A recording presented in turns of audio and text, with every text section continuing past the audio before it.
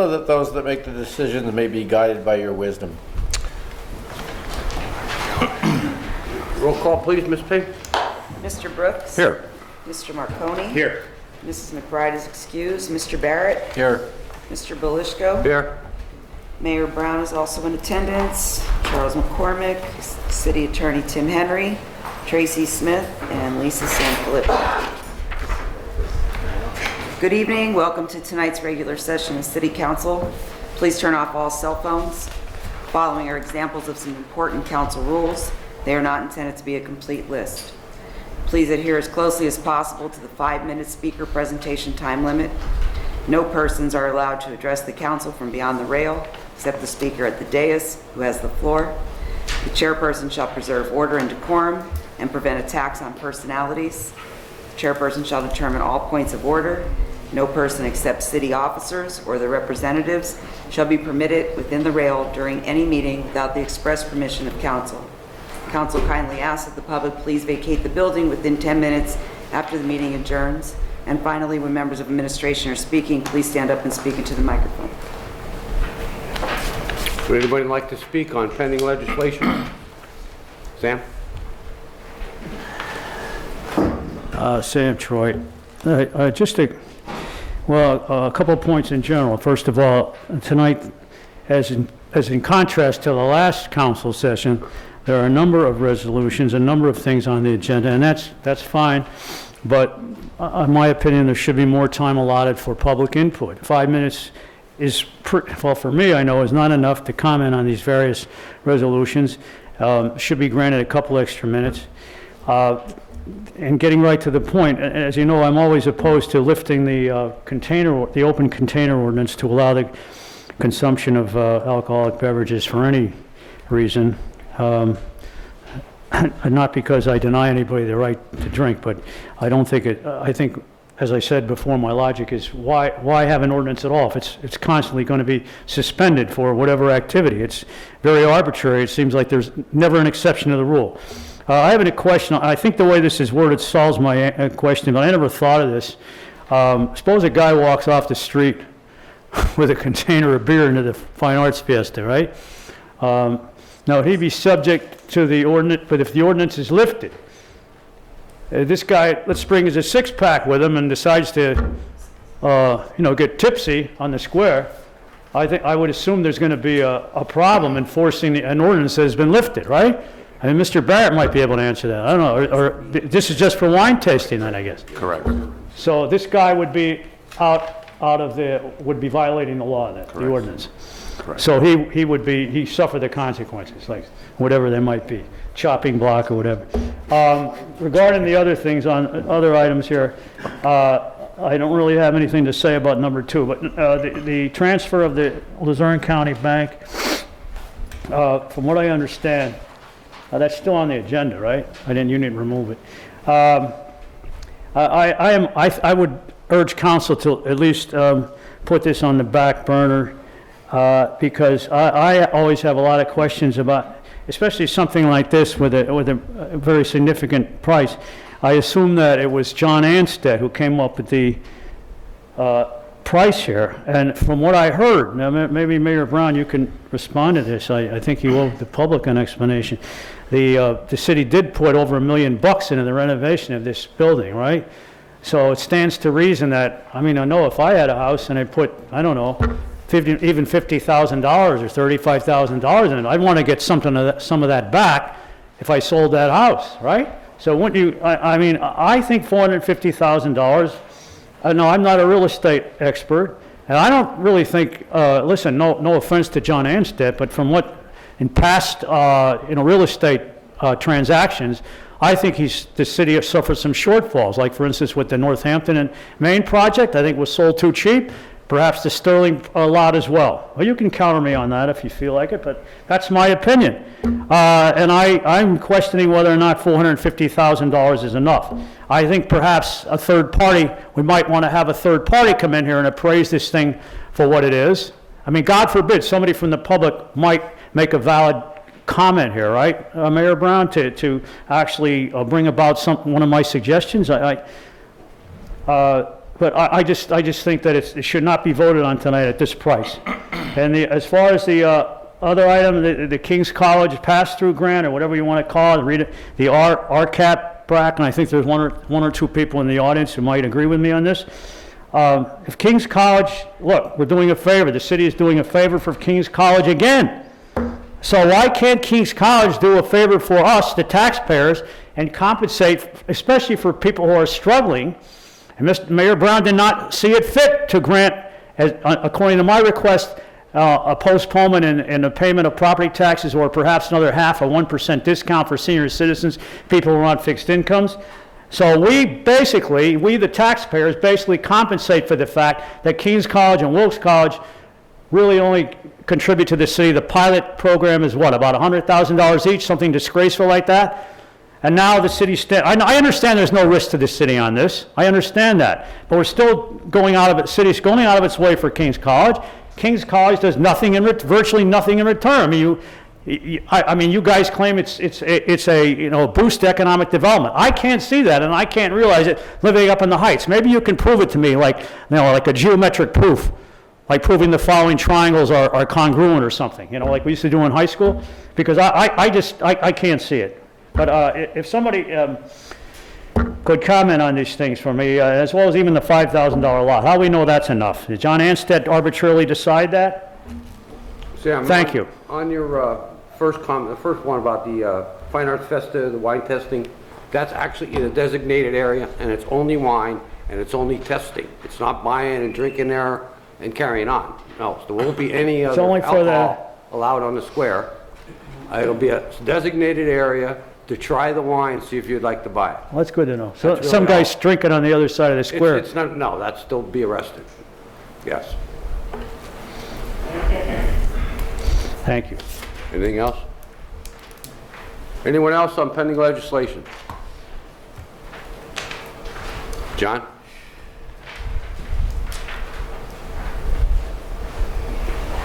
John Sahosky, Almond Lane. Sam kind of hit my points, but same as what he said, I don't understand why we keep helping Kings and Wilkes when they're not going to, just give a small amount for their pilot. My question is, since we always help them out, is Sam kind of made the point that I'm going to make right here. Could you show me anywhere in the budget where helping them get these grants all the time helps? From what I could see, you guys been doing this for years, where we're helping them get, helping them over and over and over and do all these things. And it seems like there's less businesses downtown than there were 10 years ago. The bar industry, you'd expect college kids to go out to bars and stuff like that. There's less bars than there was downtown 10 years ago. It's not besides 5 or 6 businesses, the 3 bars down the college, and other than that, I can't see it where, the 3 bars, Dunkin' Donuts maybe Boscov's helps out, from the business of the college kids. But for the most part, I don't think they're I don't think they're going to be food shopping here in the city. They're going to be going to Wilkes-Barre Township, Target and Wegmans and those kind of things. So they might provide an economic boost, but I don't see the whole economic boost for us. It's more of a regional thing. If they want to get all these grants, they should be going to the county, because Wilkes-Barre is not the one that's wholly benefiting from all these grants and things, because, it's easy enough for them to go and just shop out of town. If it was helping so much, how does a grocery store on South Main Street go, leave? Because, that's very close to Wilkes, and, it's obvious that they weren't the target audience. They weren't shopping there. They're shopping somewhere, I'm sure, but I just don't think that, the dollars that you guys think are coming in, I don't think those dollars are staying in the city. They're going to the township, they're going to Kingston, they're going to other places that, we're getting some of their business, but a lot of their business isn't going out of town. I just don't see how anybody could justify doing this over and over again and not getting something in return, getting them to raise their pilot contribution. I say it all the time. I think that we should not help them get these grants until they make a commitment that they're gonna help the city more with their pilot program every year, and not like just up it a little bit, like double it or more. That's all I have. Actually, one other thing, the 59 to 63 South Main Street. What do we know about this person that we're going to sell this building to? Just because, like, you know, with the Sterling property, with the, you know, that we sold, like, sometimes you sell these properties to people and they just sit on them. I don't know if they're, if it's for tax purposes or what they're doing, but like, do we know, like, are they a reputable person where we know that they're gonna do something with it, or is it gonna sit there empty for more years like the Sterling property has? That's all I have. Thank you. John, as far as that property on East Main Street. No, I'm talking about Public Square. Oh, I'm sorry, I thought you were talking about I thought that. he said South Main. Yeah, he was talking about the East Main.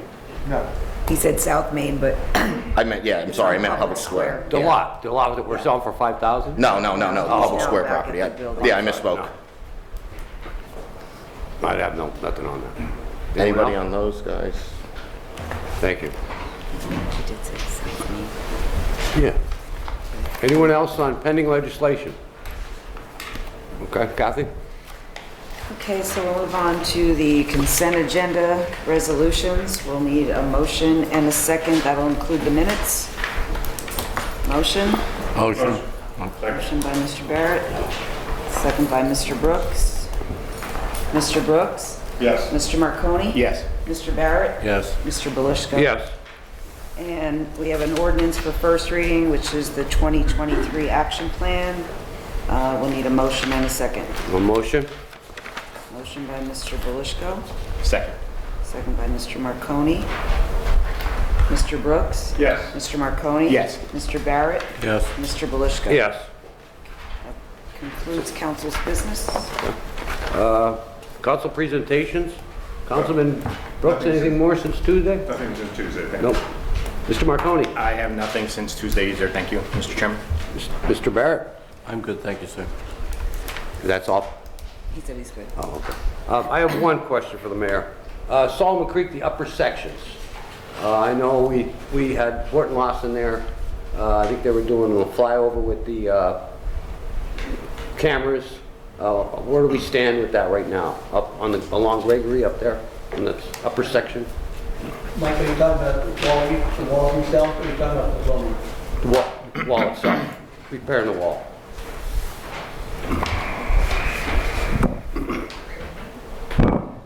Yeah, Councilman, you're right. We have met with Borton Lawson actually twice. They are evaluating Solomon Creek walls, and they are prioritizing what areas are first, second, third, fourth priority as far as the ones that are not safe. Okay, so we're working on that right now. We're getting estimates on what it would cost to repair those wall systems based on the severity of how bad they are. And then we'll be coming before you, asking for your approval for the money to repair them. So we're actually in a process. We've met twice already. We're going to have another meeting, and then we'll prioritize it, and we'll come before So you. it's actively, Oh, it's actually ongoing? We just met about a week and a half ago. okay. Okay? Thank you, Mayor. Sure. And that's all I have. Bob Katawski. Get the mace and the club and sun down with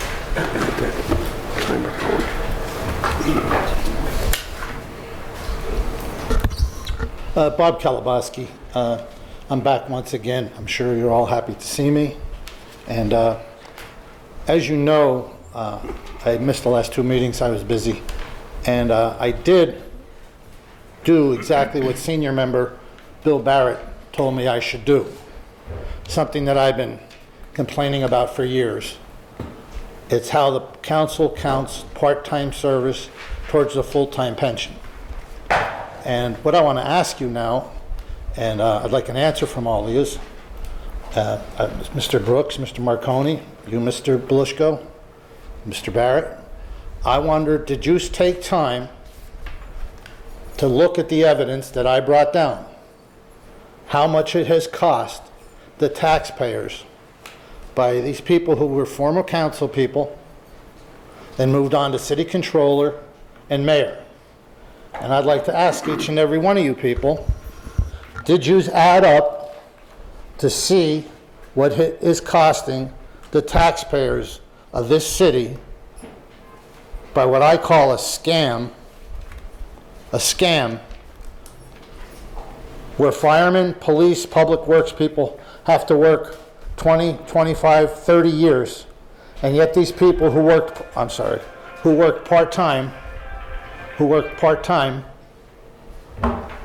were able to count that towards a full-time pension. Now, I was wondering, did anybody take time to add up? Because as you know, senior member, Mr. Barrett, said to me, what I should do is put an open request in. I did put an open records request in. I did get the results. And I'm wondering which council people added it up to see what I've been saying, what it has cost the taxpayers. And I think this man that's running, Mr. Thomas, who's running for, he wants to be our next controller, I think he should get on board with this and take a look. So I would like to know who took time out of your busy schedule to add it up. That's what I'd like to know. Who added it up? And I think what we should do, something I've brought up, is, because Mr. Barrett is retired, we should appoint him to go to the Auditor General or go whoever we got to go to stop it. And we could very simply stop it by council people right now not doing it. Because like me, Mr. Belushko, you know, you were in the garage business all those years. You've seen what it cost. What I brought out about Mr. Marconi with $30,000 a year for health care. Beth Gilbert, who's absent tonight, $30,000 a year, or almost $30,000 a year, plus you part-time with health care. And then the insurance. And then what you're going to do if you retire from here, you're going to get a pension for working part-time. And it's nothing personal. It's nothing personal. It's just a robbery, and you know it's a robbery. And it keeps going on and on. When I brought this up to the pension board, I forget 7,000 or 8,000 people watched it, but yet it just keeps going on. It's actually ridiculous. So I'd like you to see, could we maybe make Mr. Barrett, they just made out in New York, someone to be the rat czar, to try to get rid of the rats. Why can't we make Mr. Barrett the man who finally brings this to an end?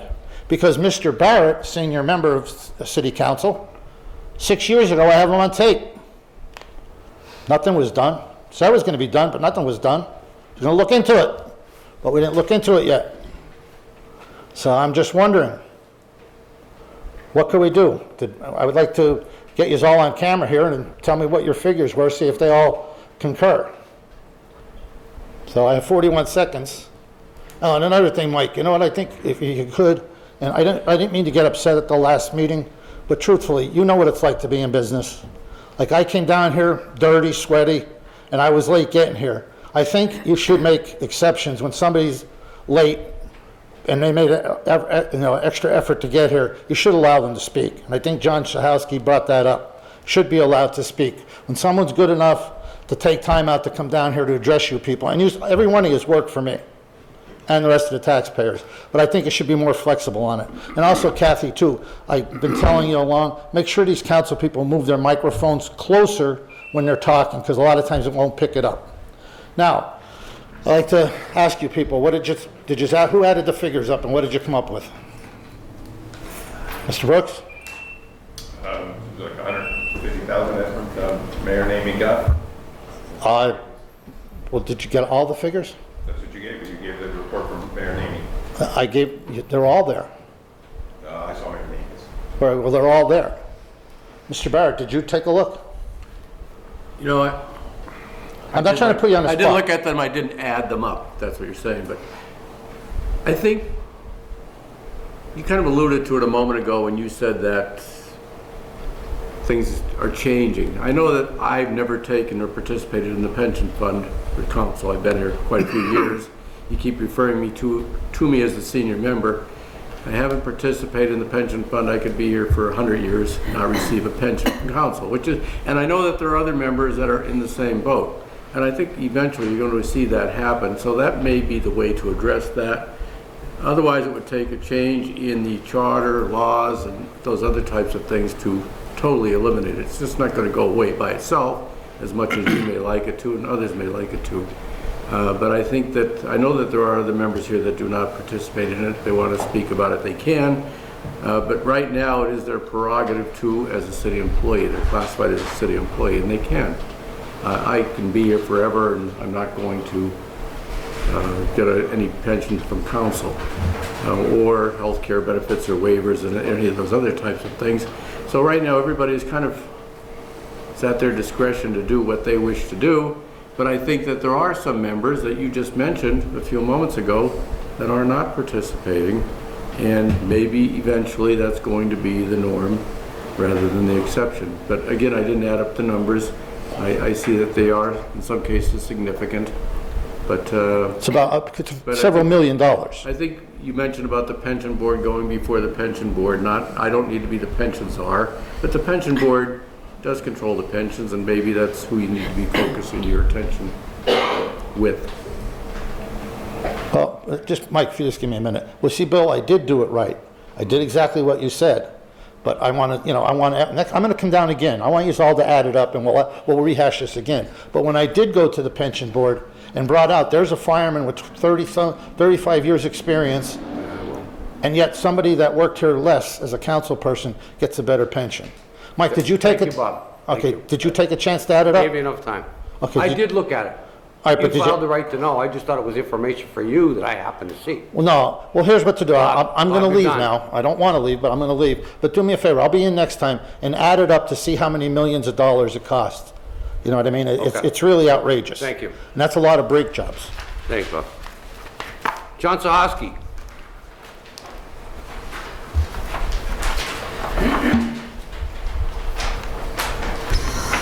John Sosky, Almond Lane.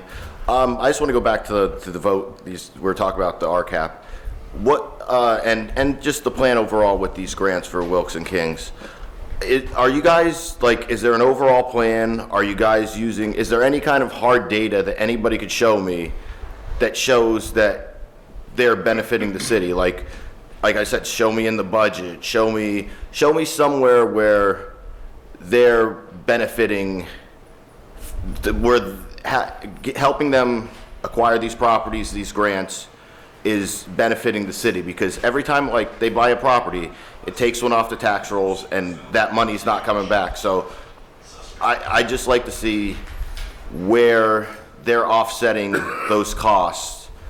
And I'd like everybody to answer what goes into your decision making on these votes for them. And is there any, like, just like I'm saying, hard data? What kind of hard data do you guys have, like paperwork, something that shows that this is benefiting the city, that we're getting more tax money because we help them expand something or such?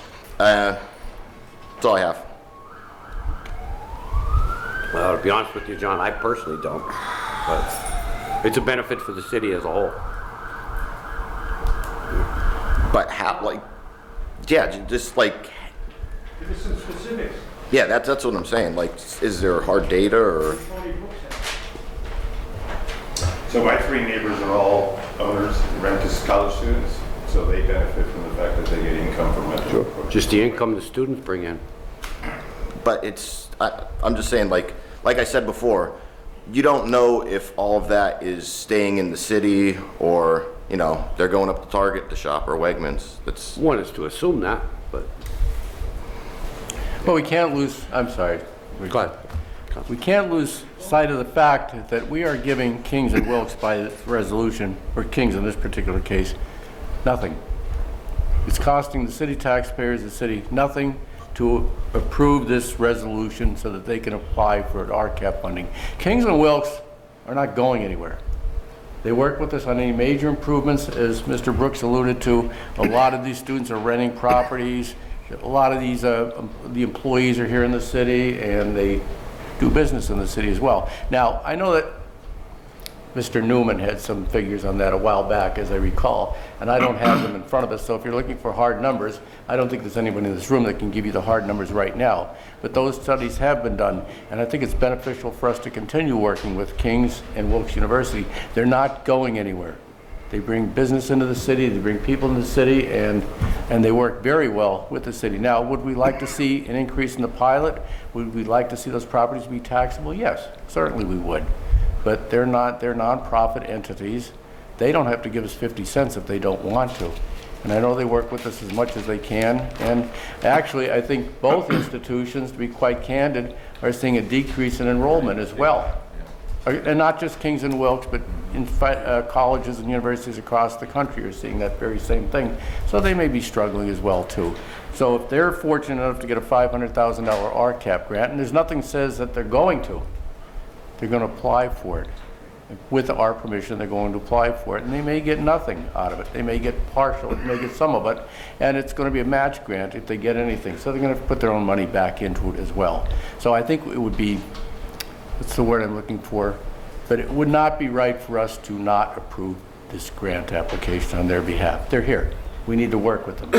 Whether they give us as much as some of us would like to see, that's a totally separate matter.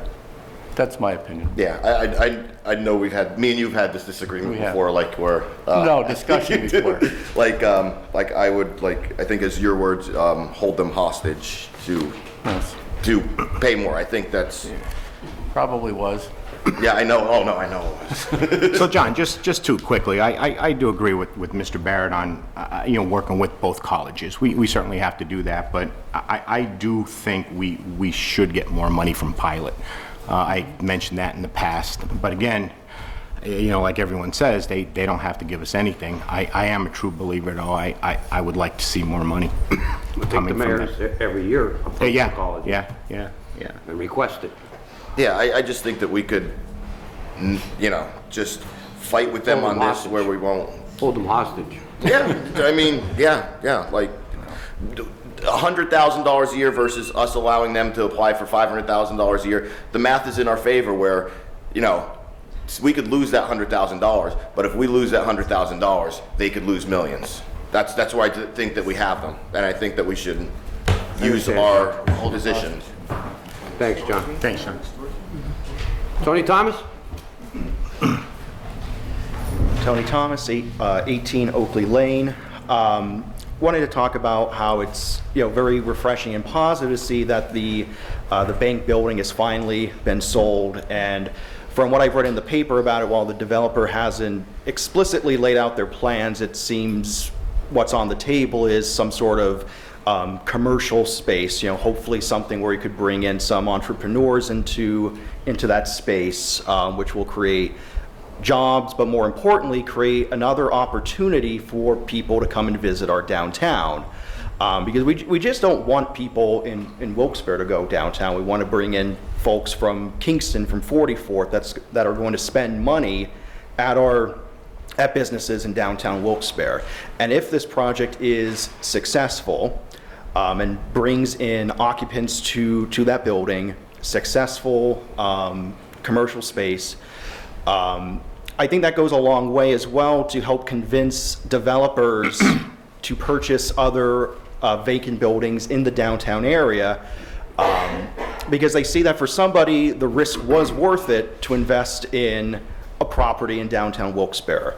That the more successful buildings and projects that we have downtown, the more incentive that creates for other developers to see that business is booming once again in downtown Wilkes-Barre. There are people there. There are places to park. The improvements that are already ongoing with the intermodal. I walk by it every day with work. It's great to see that the parking garage is getting more up to date, that it's going to look nicer, and more importantly, that it's going to be safer with police presence in the future. Thankfully, GUARD already uses some of their at the end of the day, a security officer to man the main stairwell to keep an eye on things. But, that's the overall goal with redeveloping downtown Wilkes-Barre. We want people to come down there and shop. We want to give them things to do. So I think this is a giant step forward for a building that's been vacant for well over 50 years at this point. So hopefully that leads to developers purchasing the old Rite Aid building, which I think somebody may have already. The old restaurant that was on the corner there, the Barnes & Noble space. So I think that's a positive step forward for the city to see that happening.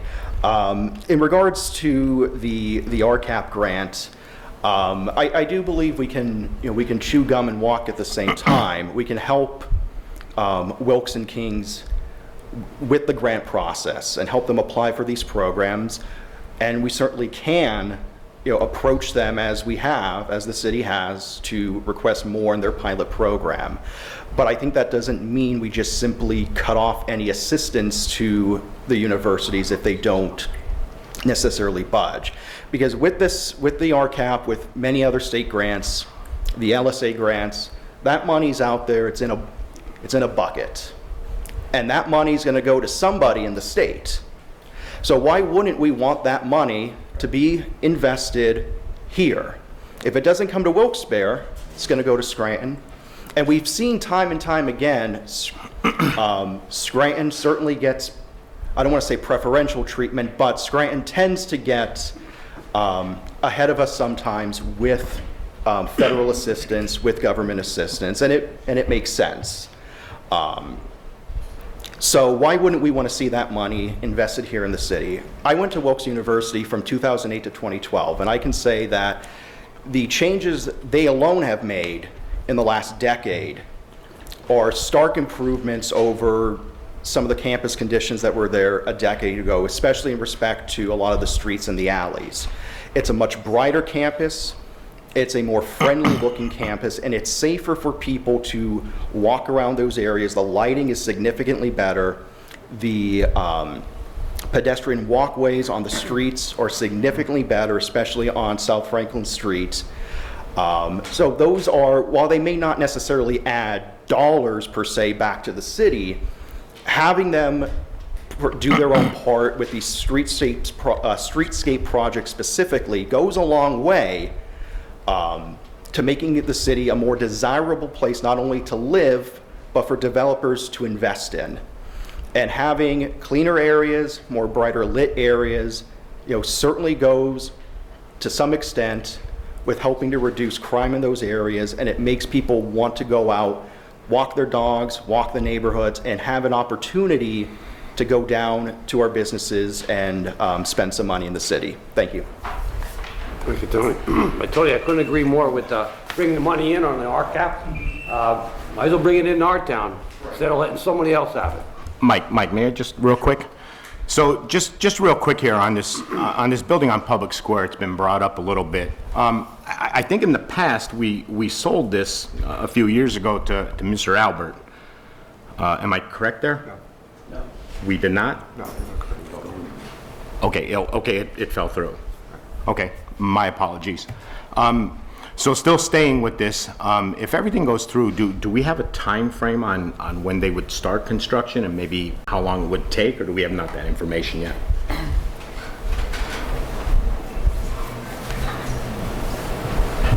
Yeah, Councilman, naturally, it would depend on your vote tonight, and after passing it tonight, there are plans to bring their construction manager in very shortly, start taking measurements, and start looking at construction on the inside.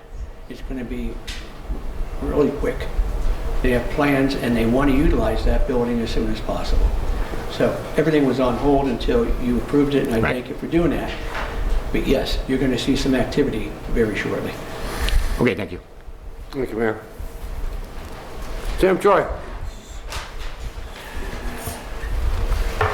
Sam Troy, I just want to reiterate a few things that I went over last time, which don't seem to get too much concern from you people, not surprisingly. But concerning Nesbitt Park again, I don't know why the city cannot close that access to that park at least after the sunset. I don't know technically if it is closed, but that gate is open, and I see a lot of cars going in there after sunset. Unsavory characters, to say the least, they seem to be. And I don't know what's going on there and how much the police enforce it, but that situation should be rectified. That's a beautiful park, and I hate to see it go to pot. And I do see a lot of litter when I walk along the dike there. I wish somebody would pay that attention to that issue. I just want to comment on one thing here. The weather. I know that seems to be a little bit irrelevant, but it's hot, and it's going to get hotter tomorrow. Now, how does that apply to our situation here as a city? You're waiting with bated breath to hear. Well, it has to do with climate change, and even the most hardened skeptic about climate change, I would think has to be convinced just by experiencing this weather out here now, and it's supposed to be even hotter tomorrow. So, what does that tell us? It tells us that the situation is getting worse. We as a city, we might think we should just toss in the towel and not do anything about it. Can't do anything about it. We're helpless, but I don't agree with that. There are a lot of other municipalities around the city and around the country doing a lot to reduce the carbon footprint. Let's bring this back home to some of the points that are relevant to the current situation here in Wilkes-Barre. We have, now I could be wrong on this, maybe Mr. McCormick can correct me, approximately $18 million left in ARP money. How can we combat climate change to just a small degree in our own municipality? And it does benefit everyone. I mean, don't we want to see a better world for our children, our grandchildren, et cetera, than what we have now? And the way it looks, it's probably going to be worse, folks. This has got to be a record high. So what can we do? I think the first thing we do is take some of that $18 million, Mayor Brown, if whatever's left, and you're getting more money from the county, as I understand it, to construct a parking lot garage down there by the Sterling, so an investment group can make some money down there, led by Steve Baruch. Correct me if I'm wrong. What was it, a couple $1 million from the county that you're getting?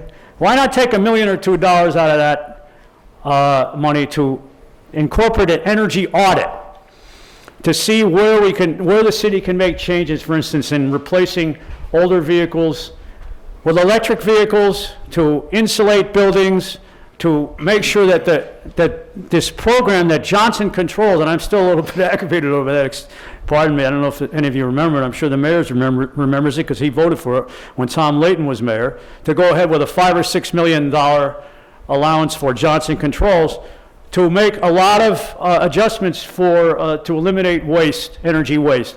I don't know how much of that is kicked in. Maybe the mayor can fill me in on that.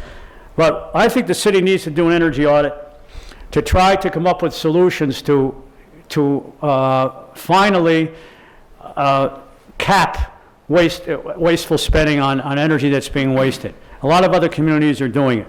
I would like to get back to a couple other points before my time is up, and that one thing concerning the pilot program that was mentioned before. One thing that, I mean, you guys are forgetting here, Mayor McGroarty, going back about 25 years, begged the Ramada to come in here in Public Square and gave them I don't know how much money to come and locate on Public Square. Then it was sold, as you can see, to King's College. Now, of course, it's not a taxable facility.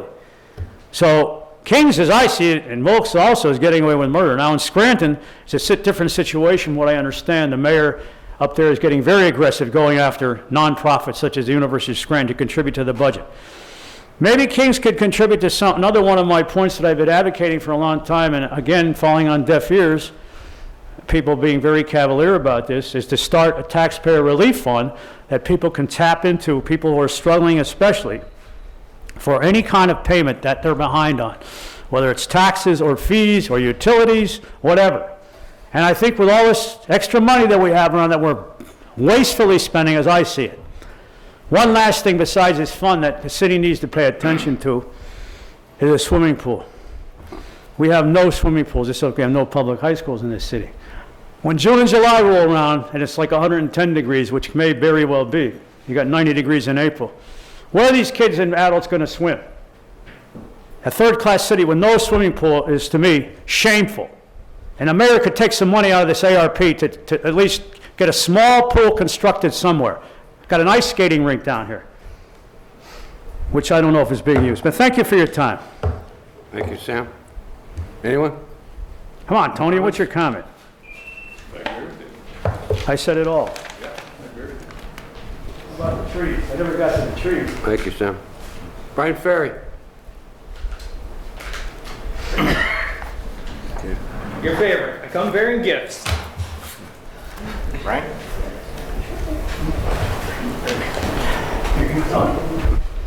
How's everybody doing tonight?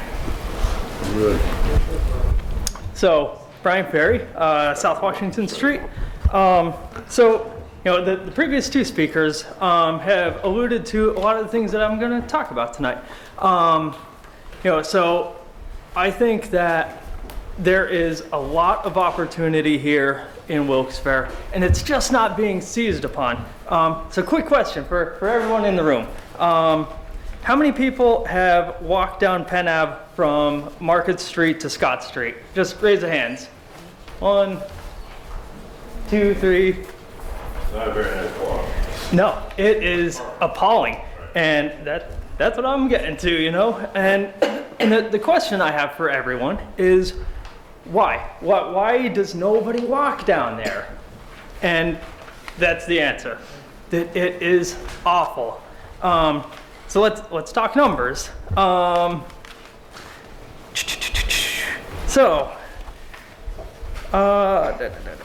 Losing track of my notes here. All right, so that stretch of road is 1,804 feet.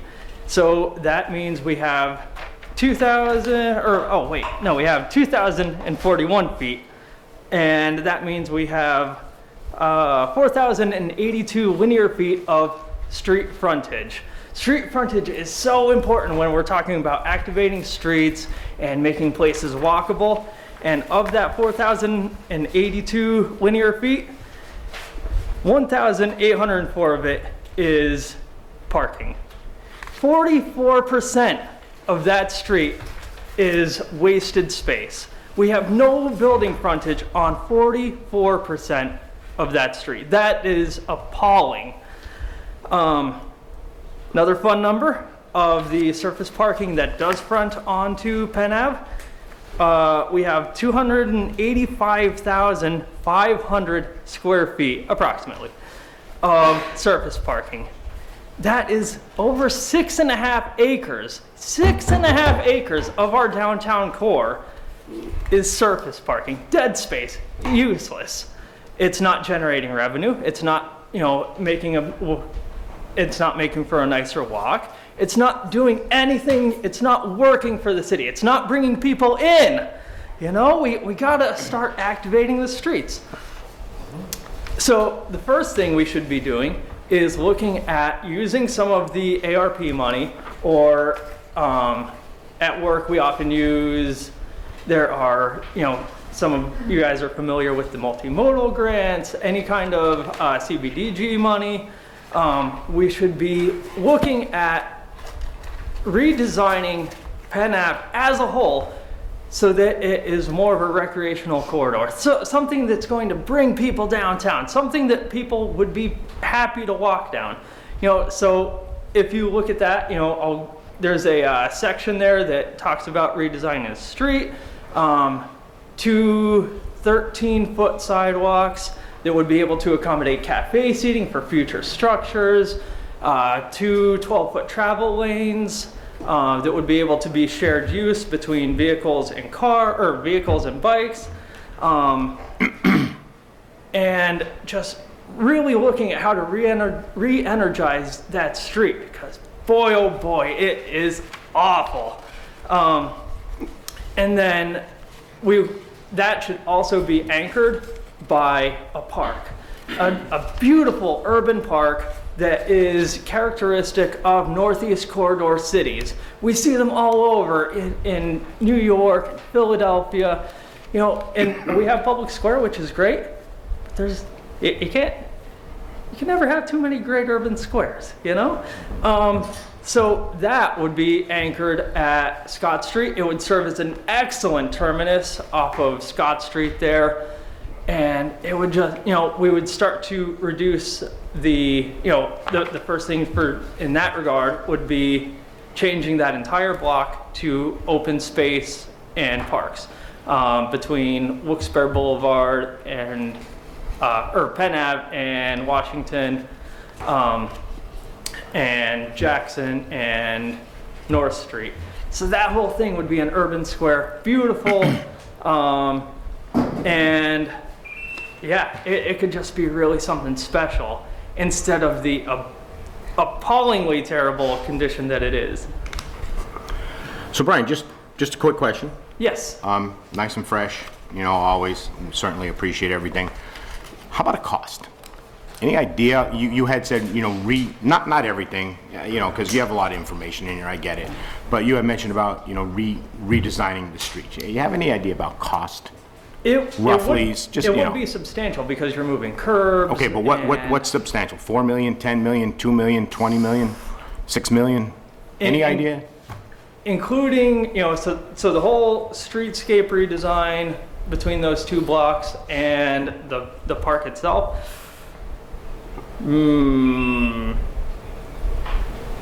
12 mil, Okay. give or take. Including the park. Right. Take out the park, roughly. I think I had that guesstimated at probably 7. So 6, I say, about half of it. yeah. So 6 million without a park, 12 with the park. Right. Roughly. And those are just Yeah, you know, and guesstimates. I'm just curious because, like I yeah. said, I mean, your information here, you always come with some good information. That's my opinion. Thank you. You know, you know, of course, you know, what we have to look at is the cost. Right. You know, and there's nothing to say that it couldn't be done in phases. I'm Understood. working on Main Street in Hellertown. We're doing Sure. that in phases. Where at? Hellertown. Okay. All right. We've done, I think we're up to phase 5. So we, as in the company you work for. Right. Okay. All right, I'm just, again, you know, like I said, you come down with some great ideas, you know, again, it costs, I was just asking about cost. Yes. I mean, every meeting Sure. I take at work, that's Sure. that's one of the big questions is cost. Sure. All right, thanks, bye. Thank That's all I you. have, sir. Thank you, Brian. Anyone else? Thank you very much, folks. Thank you. All right, anybody else? Any comments before we close the meeting? Motion to adjourn? Motion.